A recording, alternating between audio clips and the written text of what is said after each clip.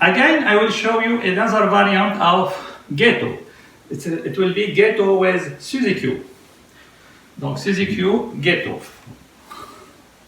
I will go again 1, 3, and this time, or instead of doing hook step, I will start a Suzy Q.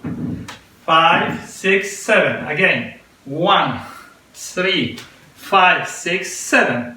And I close the shine 1, 2, 3, 5, 6, 7. This will be more easier for some beginners to do like this. Now I will show you again more quickly. 1, 2, 3, 5, 6, 7. 1, 3, 5, 6, 7. 1, 3, 5, 6, 7. 1, 2, 3, 5, 6, 7. Again, 1, 2, 3, 5, 6, 7. So 1, 3, 5, 6, 7 with style. 1, 3, 5, 6, 7. And 1, 2, 3, 5, 6, 7. So 1, 3, 5, 6, 7. 1, 3, 5, 6, 7. And I close 1, 2, 3, 5, 6, 7.